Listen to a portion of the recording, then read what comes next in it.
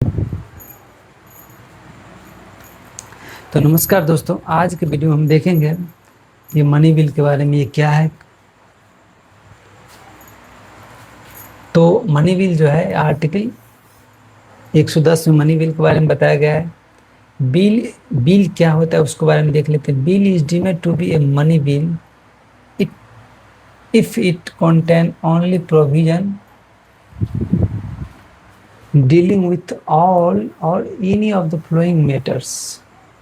ठीक है, only word use किया है, only content provision dealing with all or any of the following matter. इस मैटर में से कोई भी होगा तो उसको मनी बिल माना जाएगा। ठीक है, मनी बिल के बारे में फर्स्ट है कि जो बिल हो इसके यानी कि imposition, abolition, remission, alteration and regulation of any tax, अगर इस कंडीशन वाले कोई भी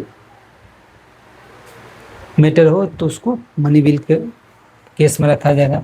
regulation of the borrowing of money by the union government, custody of the consolidated fund of India and contingency fund of India, and the payment of the money into the withdrawal of money from any such fund। ये हो गया। चौथा point है appropriation of money out of the consolidated fund of India, यानी appropriation वाले जो मामला हो वो भी मनी बिल का केस में होता है। ठीक है, out of consolidated fund of India से। दूसरा है declaration of any expenditure charge on the consolidated fund of India or increasing the amount of any such expenditure. इस कंडीशन में भी जो मैटर होगा वो मनी बिल के अंदर आता है। Receipt money on account of consolidated fund of India and the public account of India and custody and issue such money and audit of the account union और स्टेट के। तो ये जो रिगार्डिंग होगा वो मनी बिल के अंदर आता है। एनी मैटर इंसिडेंटल और एनी मैटर स्पेसिफाइड अबव, जो भी ऊपर वाले मैटर होगा वो मनी बिल के ही अंदर आता है। ठीक है, अब थोड़ा देख लेते हैं इसको। However, a bill is not to deemed to be a money bill if by reason only that provided for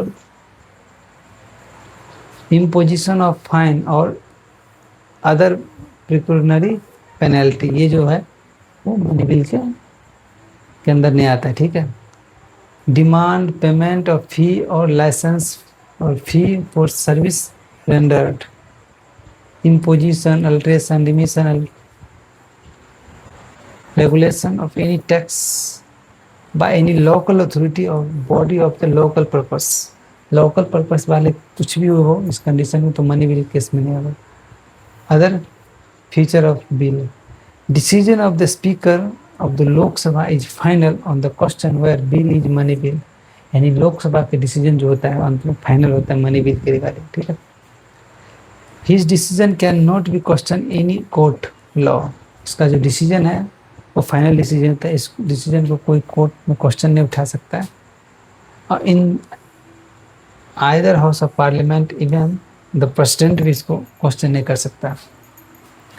money bill can be only introduce in the Lok Sabha. जो मनी बिल होता है वो लोकसभा में ही इंट्रोड्यूस किया जाता है, ये याद रखना है। With the recommendation of the president, president की रिकमेंडेशन आना चाहिए उस कंडीशन में। Rajya Sabha is a government bill and can be introduce only by minister. ठीक है, राज्यसभा कैन नॉट रिजेक्ट और अमेंड मनी बिल। राज्यसभा जो है उसको ना रिजेक्ट कर सकता है ना अमेंड कर सकता है मनी बिल को। It can be make the recommendation and return the bill to the Lok Sabha within 14 days whether with or without recommendation। ठीक है, लोकसभा आइदर एक्सेप्ट और reject any of the recommendation of the Rajya Sabha, यानी राज्यसभा जो recommendation देगा इस bill के regarding वो लोकसभा ऊपर है कि उसको एक्सेप्ट करे रिजेक्ट करे। तो अंत में जो पावर होता है मनी बिल के रिगार्डिंग वो लोकसभा के ही पास पावर होता है। ठीक है, एक जो राज्यसभा होता है इस बिल उतना इम्पोर्टेंस नहीं होता है उसका। तो दोस्तों ये पूरे था मनी बिल के बारे में, ठीक है। जो नेक्स्ट वीडियो रहेगा वो फाइनेंशियल बिल के बारे में, ठीक है। ये फाइनेंशियल बिल के बारे में पूरी डिटेल रहेगा। तो ये वीडियो इतना ही तक रहेगा।